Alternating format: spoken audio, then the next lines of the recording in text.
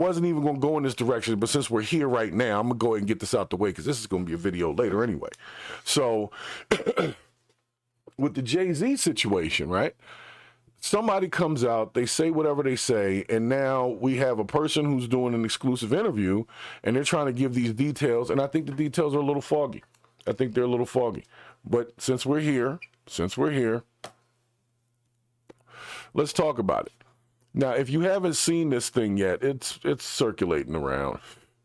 But this lady got on NBC News, and she's like in her 40s or something now, and she tells her little story about what happened. And I'm going to let y'all hear it for yourself. Since you're here, I'm going to let you hear it for yourself. All right? And be a voice for yourself. You should never let what somebody else did run your life. A 38-year-old mother from Alabama who has filed a lawsuit accusing Sean Diddy Combs and Jay-Z of raping her when she was 13 years old is speaking out to NBC News for the first time. She asked us not to reveal her identity. What made you want to come forward and talk today? Because I think that I've been quiet long enough about what I've been through, and it's been hard enough to be quiet. But it's a chapter of my life that I'd like to close. An NBC News review of her account found inconsistencies with her allegations. She says that she went to the MTV Video Music Awards in 2000 to catch a glimpse of her favorite celebrities. Let me stop right there for a second.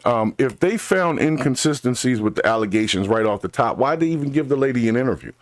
Are they trying to embarrass her or waste my time? Because they're doing both. I'll continue. You weren't scared to be all alone?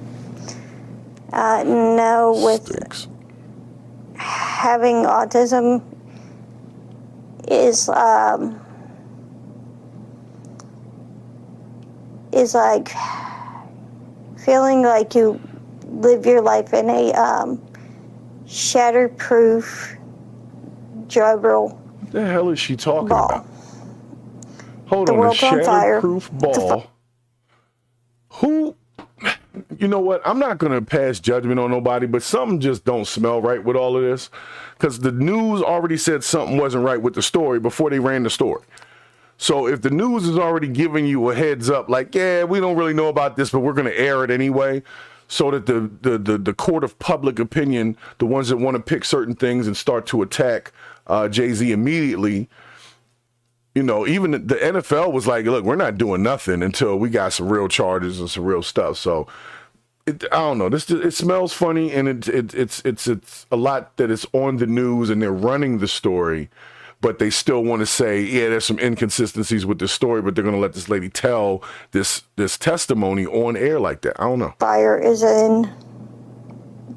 inside the ball with you, but there's no way for you to get out. In addition to having autism, the woman says she suffered a head injury. The night of the 2000s VMAs, she says a friend drove her from Rochester, New York to Manhattan, a more than 5-hour drive. Her attorney provided NBC News with the name of the friend who has since died. The woman says she spoke to Combs' limo driver, who offered her a ride to an after party. I stumbled upon Diddy's driver, who told me that I was exactly what Diddy was looking for. What did you think when he said that to you? I thought it meant that I was just pretty. She went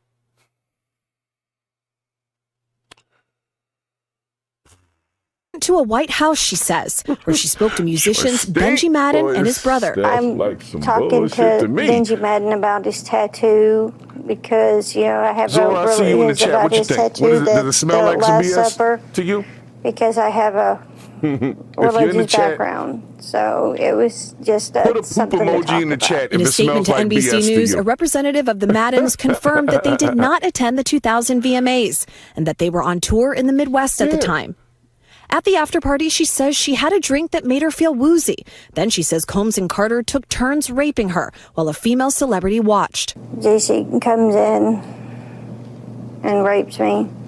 Oh, really? Well, he at that point I was fighting, trying to get away from him, and he put his hand over my mouth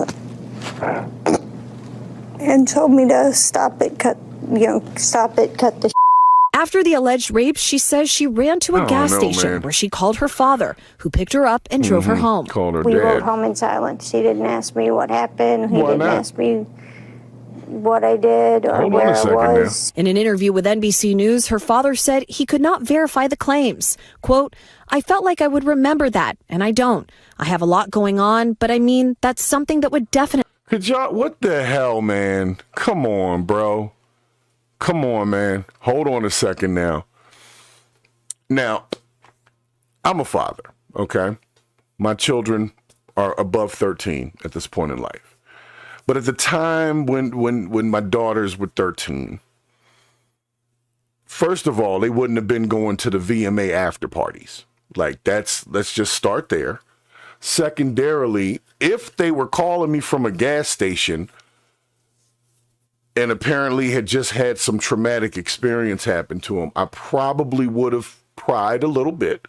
Why are we riding home in silence? What the hell just happened where you was at? You were supposed to be having a good time, I guess. That's if this dude, you know what? This dad is crap. We're going to definitely say that. He's crap. I mean, I don't know how much like truth there is to the entire story, but we can definitely agree that as a father, that guy is crap. It is what it is. That's a crappy dad. You got your 13-year-old somewhere. So it just, like I said, the story, I don't know. We're going to let that play out a little bit. But so far, that joint stinks. That joint stinks. At least stick in my mind, he said. When we asked the woman about the contradictions... You would definitely remember picking up your 13-year-old daughter from the VMA after party in 2000. Come on, man. Phone interview on Friday, she said that she stands by her statements. I have made some mistakes, she said. Honestly, what is the clearest is what happened to me. The inconsistencies in her account of an incident alleged to have happened 24 years ago does not necessarily mean the allegations are false. The accuser's attorney, Tony Busby, said, because we have interrogated her intensely, she has even agreed to submit to a polygraph. This has been extremely distressing for her, to the point she has experienced seizures and had to seek medical treatment due to the stress.